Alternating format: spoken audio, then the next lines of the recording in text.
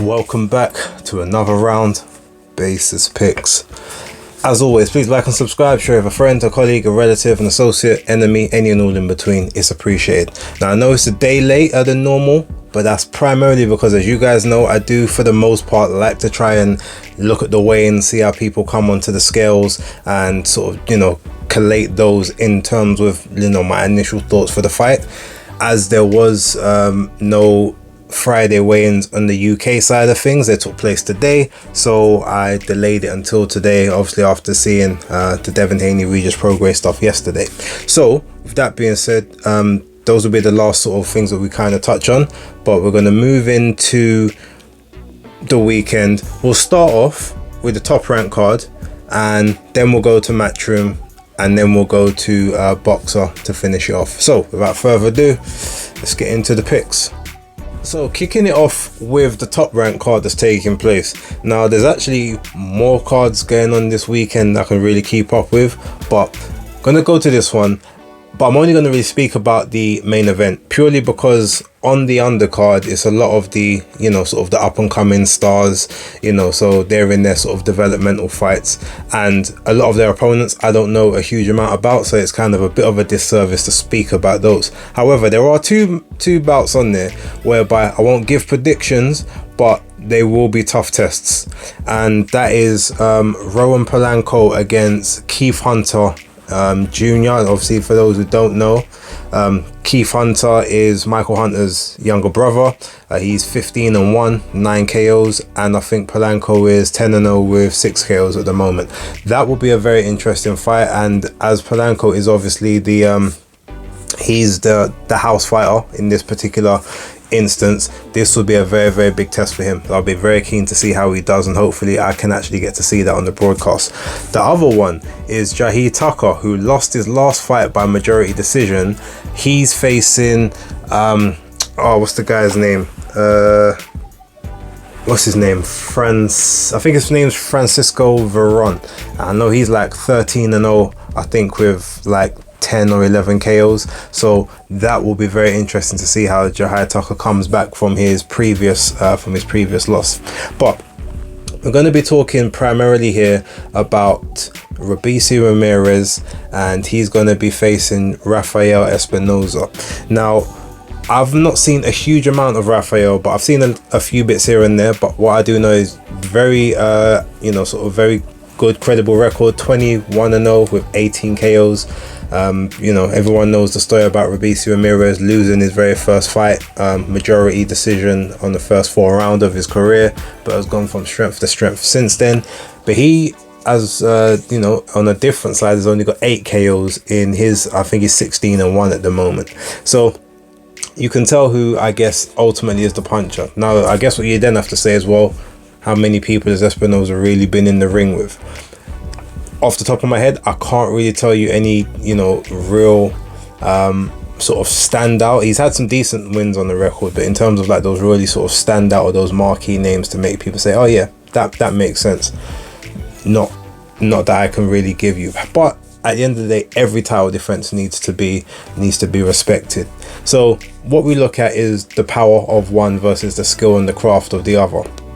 Now, Robeisy Ramirez has actually been increasingly improving his power as of late, and I do think that he's got more pop and more get off me and get away from me type power now than he had before, and people aren't just keen to walk in and try and walk him down as maybe they were trying to do a bit earlier on in his career. So without being able to like go real in depth, with seasonal footage and analysis of both guys heavily, I can only tell you about what I've seen from Robeisy Ramirez. And ultimately, Robeisy is a very skilled, very well-conditioned athlete who does pretty much everything correctly.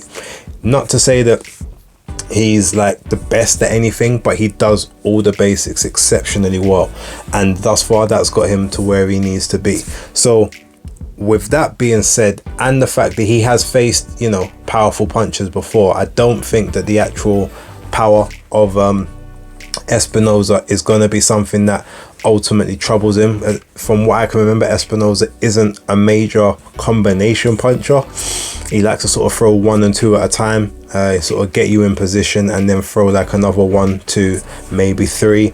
But it's not always punches in bunches from what I remember of the little bits and pieces I've seen of him. So with that being said, I think that Robeisy Ramirez will be able to sort of navigate that, circumvent that particular scenario, and be able to get through this fight. Now, I'm not 100% sure how he's going to do it. I was trying to decide, could he maybe get to him late, similar to what he did in Japan back in May. But when I'm thinking of it, I mean, Espinoza, I've got to assume there's resistance there. Plus, he's never been defeated before, as you know, so that's always the hardest people to stop, are the ones that have never been stopped. So I do think this one is going to go to the cards, and I'm going to give Robeisy Ramirez a unanimous decision victory. So that's my pick on that one. Now let's move over to the Matchroom card, which I do know quite a lot more about. So moving on to the Matchroom card. So this one, like I said, I've got a bit more knowledge of a lot of the fighters on here.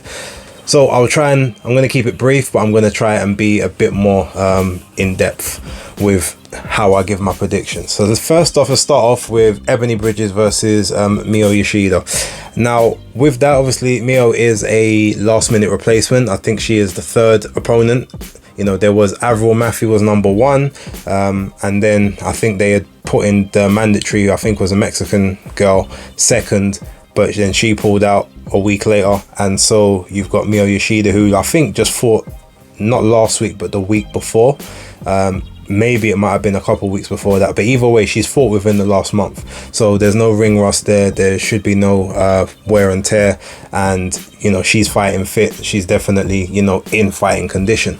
Now, she's used to fight at Superfly, but has since, I think in the last couple of years, moved up to bantamweight and sort of has been fighting there. With this one, obviously it's the first fight back for Ebony Bridges with new trainer Dave Coldwell, and I think because Mio doesn't necessarily do anything great, she's just kind of an okay all-rounder, albeit she was a 2-time super flyweight champ, but super fly hasn't always been the strongest division in the women's game. It's looked a lot better now, but she's kind of left at a time when it started to boom, and there might be a reason for that. Now, that being said, I feel like Ebony will beat her to the punch, because Mio likes to be on that mid-range to inside, similar to Ebony. I think Ebony would be a bit quicker. Ebony definitely hits harder.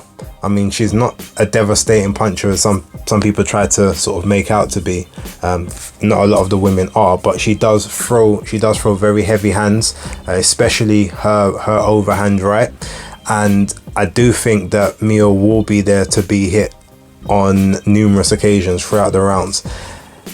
If Ebony's hand is healed up as well as it should be, which I believe, it was healed up from about July time earlier on this year, June, July, so she should have really been out September and then fighting now, rather than just fighting once for the year.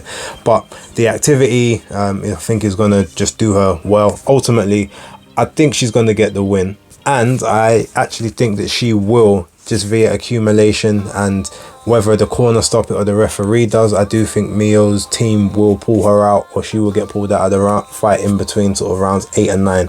So the prediction is Ebony Bridges stoppage, 8 to 9 rounds. Moving on to the next bout, Andy Cruz against Giovanni Straffon. Now, Andy Cruz 1-0. Giovanni Straffon, I think, is like 27-5-1 or some kind of record like that. Now, I remember, he sort of came to prominence on our side because he ended up beating James Tennyson, who, Johnny Nelson famously said would KO Tank Davis. Now, he tried to clean it up afterwards, but sorry, Johnny, we know what you meant when you said it, and we know what happened, so you kind of got to take that one. But with regards to this fight, I actually think Giovanni Straffon will play perfect into Cruz's hands. Cruz, by trade, is a pure boxer, but he's been morphing himself into a bit more of a boxer puncher. He is standing a lot closer to his opponents, not just circling the ring. As we saw in his very first fight, he was pretty much there in range for the majority of the bout. And when you do that, that ultimately makes your opponent tired, because they're constantly having to think and react and reset and do everything to just basically keep you honest and, you know, keep themselves safe.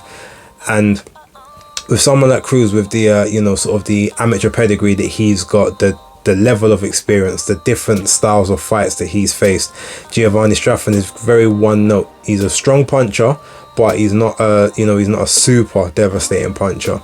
And I don't think that when it comes to actually having to get hit or get hit clean as such, I don't think Andy Cruz is going to be there for those shots. But because Giovanni can't really do anything apart from come forward and try to exchange, I feel like this is going to play perfectly into Andy Cruz's hands. He's great against someone that wants to have a boxing, a tactical chess match. But when someone is there to be hit, he's also able to, you know, leverage that advantage for him. And in this instance, I think he's going to do that, and I think he's going to do it very well. And I am actually predicting that he will get the stoppage in this fight. I think it's a 10-rounder, so I am predicting around about between round 7 and 9. That to me seems like a very reasonable measure. So yeah, I am predicting that. And yeah, I'm expecting him to go 2-0 with 1 KO, 50% KO ratio. Let's see what happens with that one. Now to the chief support, which is Liam Paro versus Montana Love. Now this fight's a very intriguing one to me. I don't really know which way I was leaning just before yesterday. Primarily, you have Montana Love, who coming off of a shock defeat to Stevie Sparks. Although it wasn't like a KO or a decision, it was a disqualification. Obviously, people said that he clotheslined Stevie Sparks over the top rope like it was WWE Royal Rumble, and yeah, he ultimately got disqualified for that. He had complained to the referee a couple of times of, you know, elbows, heads coming in from Stevie Spark, and also forearm in the throat and all sorts of things like that. The ref didn't do anything to stop that, didn't counter it, didn't admonish Stevie Spark. So I guess the red mist kind of came over Montana Love, and he done what he done, and he suffered the consequences. Now that in itself has kind of sort of pushed his career back a little bit.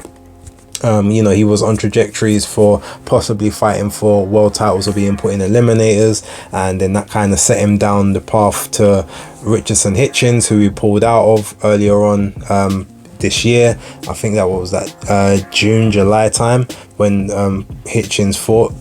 Might have even been early September. It was one of those. But yeah, he pulled out with injury. Liam Paro pulled out of the Regis Prograis fight back in June, also with injury. So yeah, when you look at it, you say to yourself, both guys coming off of injuries together makes perfect sense. For one guy, you could say Liam Paro's got the stock in him because he's still undefeated, but he's been out of the ring for about 15 months. In this game, the longer you're out of the ring, the more you're not known and your market value decreases. So with that, he's got to put on a devastating performance in order to kind of get his cachet back up to where it was after that spectacular knockout of Brock Jarvis.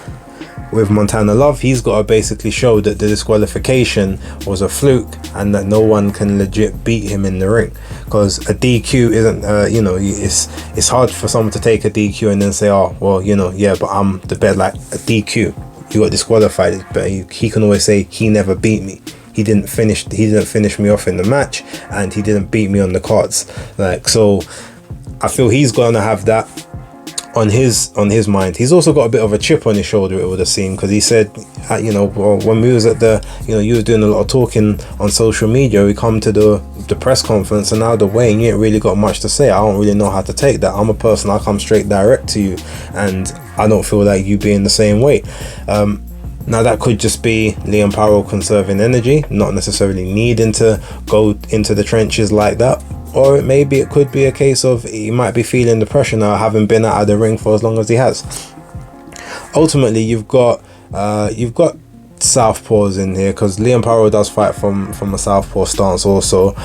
So southpaw v southpaw. One guy is definitely more of a sort of a come forward boxer puncher, and the other one is, I would say more pure boxer, and that would go on the realms of of Montana Love, although he does have the ability to, you know, sort of let those punches go in combination when he sees an opening. But in this fight, even though Liam has been out of the ring longer, I feel as if he's the fresher, or he's got the most going for him. Plus, while they're both signed to Matchroom, or I think Montana Love's still signed to Matchroom, like, I think Liam is more a guy that they're kind of pushing. So I expect this fight to be competitive in the first part, especially sort of those first few rounds, where I think Montana Love may actually get some additional consideration for nullifying Liam Paro's work. But I think as it starts to sort of go on and wear on, Liam Paro to me has a better engine than Montana Love does, and I feel like he'll push the pace more in those middle to late rounds when Montana Love starts to try and be a bit more economical. And I think that's where the tide is ultimately going to be turned. And I do have Liam Paro taking this one on points, with, you know, just a sort of a sustained winning of the rounds in those, especially in those mid to late. So I'm talking from rounds 5 up to 12. I think it'll be competitive in the first 4, and then probably even competitive up to the 7th. But I think the Paro will be taking, or nick some of those rounds, and then just like to take over from 8, 9, 10, 11 and 12. And so yeah, my prediction is that Liam Paro will win this fight via unanimous decision, and it's not necessarily going to be a controversial one. Right, that being said, main event time. So you got Devin Haney versus Regis Prograis. Now, really and truly, I should be saying Regis Prograis versus Devin Haney. Regis is the champion, but Haney is the A side. Although that being said, Haney did have to do his weigh-in first. Well, on the official one, you know, or the select, or the, what they call it, the ceremonial weigh-in, he went first. But I guess when they done the proper weigh-ins in the morning, Regis went first. Now, from what I've been told, Haney is supposed to ring walk first as well. You know, Regis is supposed to be given the champion's considerations. It's just that his name went second on the poster. But none of that matters. Let's look at how this fight breaks down from a technical standpoint. So here's the main thing. One thing that's been leveled at Devin Haney is that he has no power, hasn't knocked anyone out, he's never really hurt anyone of note. Now, if anyone who's known me long enough has known I've always said that I think Haney's problems with power and, you know, trying to, you know, and being a quote unquote puncher all happened after he ended up getting that shoulder surgery back in 2019. I think it was the end of 2018, start of 2019, before the pandemic took place, whereby obviously he was out of the ring for a while, you know, got a bit bigger, and then having to strip down all that size to come back down to 135 pounds. I feel that's where it started affecting him, and we saw, you know, every weigh-in after that, he just kind of progressively looked worse and worse at the moment of weigh-in. I was campaigning for him to move up even before the Kambosos fights, so I understand why he took him, but to me, I just feel like all of that was just stripping away sort of natural size and muscle. Now, that's not to say he was ever going to be a super puncher. Like, you know, ultimately he was what, 22-0 with 15 KOs, or 23-0 with 15 KOs. That doesn't necessarily mean that you're going to be the biggest of punchers, but you had a respectable KO ratio. Since then, it's not been that. But with that being said, now he's at a slightly better weight for him, although he still struggled to make that, which we would have found out yesterday. To say, you know, he had to strip down, just same as he did in his last fight against Lomachenko. He had to strip down to make it to 135. He had to strip down to make it to 140. Clearly, his body is telling him something, that these aren't the weight classes for him. So I can't see him being at 140 for much longer. This fight, it might be one other one as a unification, a big money unification, and then it's straight up to 147. But I do think that there will actually be more power in this fight. If you look at his previous fights, when he was on the jab, and he's got that very spearing jab, no one has ever just tried to walk through his jab or walk him down. Lomachenko didn't try to do it, Kambosos didn't try to do it, Gamboa didn't try to do it, Linares didn't try to do it, Jojo Diaz had more success, but that was primarily because of him being a southpaw. He was able to take the jab away for the majority of the rounds. But it looks as if he has, while he may not have no knockout power at that lower weight, he had enough power to keep people honest and to keep them respectful. Similar to Floyd Mayweather in his later years when the hands got a bit brittle. Before that, he was a knockout artist. Prior to that, and then post that, he was more of a guy whereby, you know, he had to conserve. He couldn't really put all of his effort into the shots, but no one just ever walked Floyd down. And I think Haney's the same. So I think I'll put this higher weight that might actually help him a bit. And with Regis, one thing, because Regis doesn't throw shots until he's in range, he is definitely there to be caught on the outside coming in, and I think that's going to be the his biggest problem. He's not flat-footed, but he's not quick. He's like his feet aren't quick. He's got pretty quick hands when he gets to where he needs to, and he's got good timing. But in terms of getting to the target, it normally takes him a while, especially if someone has got good footwork or is a mover, as we saw with the Rougarou fight, even a little bit in the in his Kerrol Relic fight as well, where, you know, he had to sort of try to find him a little bit. And, you know, the Tyrone McKenna fight was also another one. Yeah, he got to him eventually, but he still had a little bit of trouble trying to find that distance. And I think that's where Haney's special, that's where his talent's going to come in. Like, people think of Haney as, or they call him like he's a runner. I've watched most of his fights, well, definitely from like his 18th fight upwards, 17th, 18th fight. I've never known him to be a runner. Like, yes, he might use some movement here or there, but for the most part, he pretty much will try and trade with you, like when he feels comfortable to do so. Now, I think in this one, it's ultimately going to come down to, can Regis Prograis land something hard early enough that then makes Devin have to almost go into survival mode for a few rounds? And if he can, then I think that's where he ends up winning the fight, because, you know, if Haney is too scared to basically, you know, let his weapons out the holster, then Regis just has the opportunity at that point to just wear him down and wait, you know, and drain him and weigh on him and break his spirit. But that has to come early. If it doesn't come in the first 4 to 5 rounds, that's where Devin Haney gets to ultimately dictate the rest of the fight. And I think that Haney is going to dictate the fight, especially in the early part. And just due to that, I feel like he's going to make Regis frustrated, and Regis is going to start making mistakes because he really wants to get to Haney and he really wants to get to the knockout. I don't think he's going to keep a calm head throughout the entirety of this fight. And because of that, I think he's going to make some mistakes. I think he's going to get walked onto something quite devastating. Look, we've seen that he acknowledged that he got dropped by Rougarou, even though it wasn't counted as a knockdown. He acknowledged, yeah, no, it probably is a knockdown, he dropped me. Haney has been, in every interview, every exchange they've had, he's been saying, I'ma drop you, watch, I bet you I'ma drop you, I guarantee it. He goes, you got no chin. Now, Regis has always been a consummate professional, and he's got good punch resistance, and he's definitely incredibly strong. You know, them South boys usually are, but he's been at this weight for a long time. He probably should have actually moved up a little while ago. We've seen how he had to make the weight on a couple of occasions, and all of that can potentially take its toll. Now, on the other hand, you've got Devin, who's, you know, being given a second lease of life by not having to cut an extra 5 pounds, whereas Regis probably should have been up at 147, not having to cut an extra 7 pounds at this point. So, look, I'm gonna go out on a limb here. I think Devin Haney does win.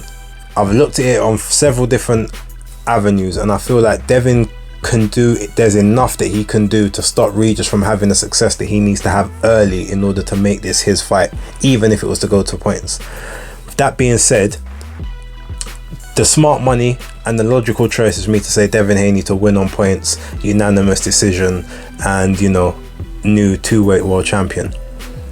But something is telling me that there is a chink in Regis's armor where he's gonna, like I said, he's gonna try so hard to get that knockout. He's gonna take risks that he shouldn't take, and he's gonna get caught with something.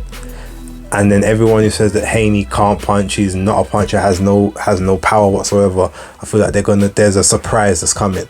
So with that being said, I'm gonna go out on a limb, and I'm predicting a late stoppage for Devin Haney. I know it's crazy. I know that there's nothing in the last 7 fights that will tell you that should even, you know, be an option. But I just think it's a slightly new lease of life. I just feel like there's something here, and Regis has been at this weight for too long. He hasn't always made it in the best possible ways, and I think there's just so many mistakes he potentially could make that could end up being what happens. And whether it's a referee jumps in and calls it off, whether it's a count out, or maybe like a doctor comes in and says, yeah, we can't let you carry on, so whether that's a cut or whatever, I see a late stoppage around about the 11th round. So that's what I'm going to go with. I know, crazy, but crazier things have happened in the sport. Leave yours down below, let me know what you think. Okay, lastly, we got Chris Billam-Smith versus Mateusz Masternak for the WBO Cruiserweight Championship. Now again, on this undercard, there's no real fights I'm keen to speak about. Lauren Price, I'm sure she's going to do well. Fran Hennessy, I'm sure is going to go 2-0. Michael McKinson looks like he's fighting a guy who should be fighting at like featherweight or super feather.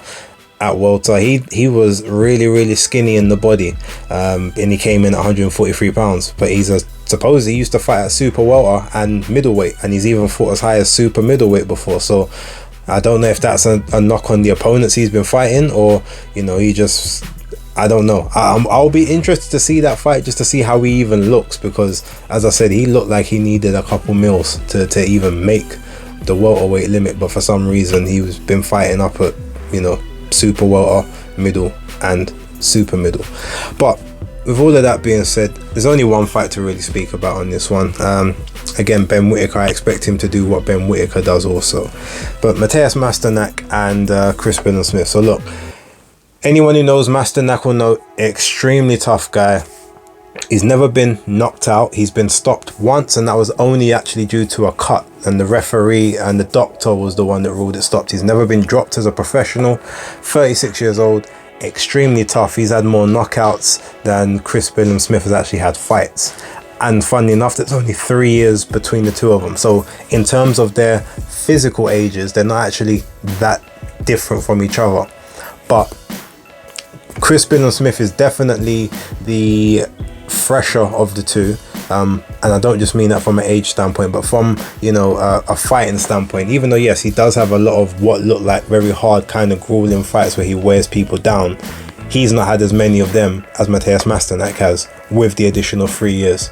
So Masternak, I feel, is an extremely live dog in this one, purely because this is his first and his only ever chance at a world title, and I think part of that will drive him to say it's all or nothing now. But I also think there's a part of him that feels like, I just earned myself to this moment, I'm happy that I'm here. Just because, and how emotional he got saying this is his his first chance of getting the title, it's his last chance. I feel like even if he wins, he's not necessarily long for the sport, and I think because of that, he's going to go into it with, I'm going to give it all I've got, but I don't mind if it doesn't go my way. I feel like I've seen some things where it makes me look like he is not necessarily looking at the future past this one. It's almost like this is a swan song type thing, and with that sort of coming into play, both of them do things almost very similar. I think Masternak has a better jab than Chris Billam-Smith does. I also think he's slightly better on the outside, but I think Chris will be stronger on the inside. He's the naturally bigger of the two, height wise. He's got the reach as well, and I feel like in the mid range and the inside is where the fight is going to be mostly fought. And I think when it comes to those ranges, I feel like Chris has got more to his game than Mateusz Masternak will have at this junction. Now, Chris does get caught, and the interesting thing will be what happens when he takes that first shot. I mean, if we remember the fight he had last year, at the end of the year, the one where he had the sort of the spectacular knockout, I can't remember the guy's name, but he got caught a couple times in that, and his legs did dip quite badly, in I think it was the third round. So if he gets caught by Masternak, no doubt he will definitely feel it, and it will be, can he recover from that? Now, The homecoming thing isn't going to be an issue because he's fought in Bournemouth. This is his 4th time fighting there in a row. So everything just ultimately becomes easier from that. There's no reason to have those initial nerves that you might have had on the first occasion. But this is his first time as a champion defending the belt. So all of these things are added pressures. But with Shane McGuigan in his corner, I feel like they've worked out enough of the flaws in the game plan against Matthias Masternak. I do think it's going to be a very grueling fight. I wouldn't be surprised if either or both guys end up actually getting dropped in this fight at some point. I'd be keen to know who the referee is. If it's Howard Foster, this fight ends in a stoppage. But if it's not Howard Foster, I think it does go to points. And I think Chris manages it out in either a majority or a split decision on the cards. I think Masternak will be highly competitive, and he won't want to quit, he won't want to give it up. But I also feel like if it starts getting too tough, I think he's going to be happy just to hang in there and say he went the distance with the champion and he finally got to achieve his dream. So with that being said, I'm going to go with Chris Billam-Smith, tentatively, like I said, majority decision or split decision victory, unless Howard Foster's the referee. Leave your comments down below, let me know what you think. I know this has been a pretty long video, I apologize, but hopefully you guys have got some of the picks that you want and you can put those bets on in good faith. But with that being said, thank you very much for watching. Like, subscribe and share. That's Basis Picks. Locked.